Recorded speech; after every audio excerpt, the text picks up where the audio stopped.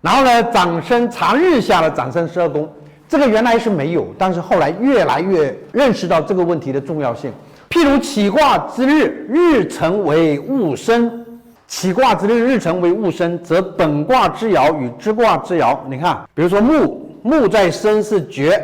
火在申是什么？是病，土和水在申是长生，就是比如说在戊申这个日里面，所有的五行你都要把它的状态给它标示出来。刚才说了，起卦的这个日子，起卦的是戊申日，干支是戊申日。本卦里面的木爻在申这个地支，它是绝的，绝就是完蛋了，死了一点生气都没有了，这个叫绝。木爻在戊申这个日里面，木爻是绝的，火爻呢它是病的，土爻呢它是长生的，水爻它也是长生的，就是我们得把这些标出来，这个很关键。比如说这个水爻在申这个地方它是长生的，比如说你测一个人的仕途，官鬼是长生，官鬼碰到长生，那他官途远着呢，他还有好几十年的官运好走，因为他刚刚开始，他现在可能是科长，他慢慢他一步步往上走。如果又出现凤花镜，那这人仕途太顺了。当然如果出现了地旺的这种状态，就是你现在科长到头了，你这辈子最大就是科长，就是这个很重要。如果是沐浴啊或者死啊木啊之类的，那就不好了嘛。所以说我们要把这个6个爻和化爻的在日下的12长生的状态全部查出来，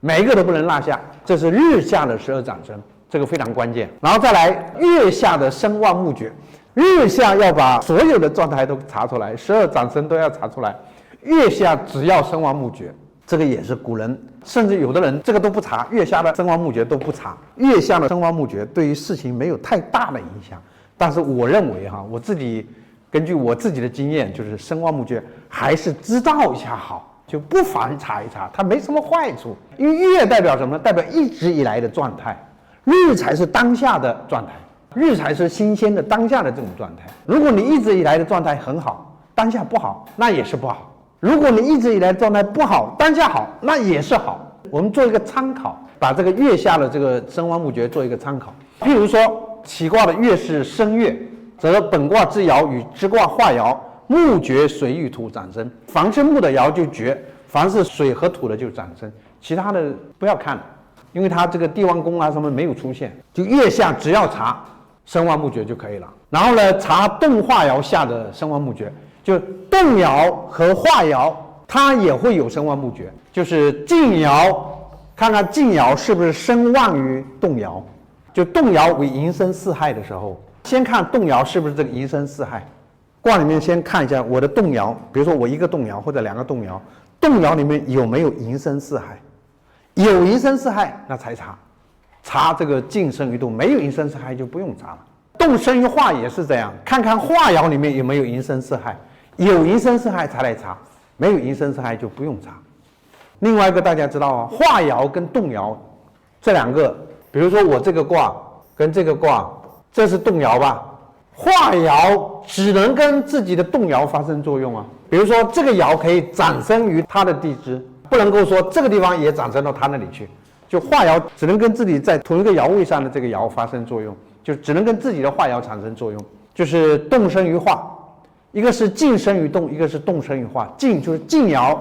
长生于这个动爻，还有就动爻长生于这个化爻。这个不是那么重要，但是也是刚才说的，有时候偶尔它会发挥很重要的这种作用，我们不妨把它查一下。底下是静旺于动，动旺于化，都是动爻和化爻之间的关系，就是化爻跟动爻之间的生旺木绝的这种关系。然后游魂和归魂，最后要查游魂和归魂，很简单。游魂卦有晋卦、大过卦、明夷卦等等等等，归魂卦也是8卦，游魂卦也是8卦。游魂卦和归魂卦挺重要的，比如说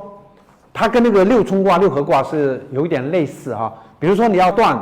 我看一下我在这个公司能够工作多久。如果你碰到游魂卦，你可能很快就要离开了；如果是归魂卦，那你会干很久。比如说占出行，你碰到游魂卦，你就游了。游魂走千里，归魂不出疆啊。你如果占出行，你游魂卦，你要出差，游魂卦那肯定出得成，指定会走得成。如果是归魂，就肯定有事走不成。归魂和游魂也会对我们的判断产生一定的影响，所以大家也是要把归魂和游魂查清楚，这跟六合六冲是一样的。之所以查，因为应验，所有的这些要查的，就是因为不查，它就漏掉了一个很重要的一个信息。之所以查，是因为应验；之所以不查，是因为不应验。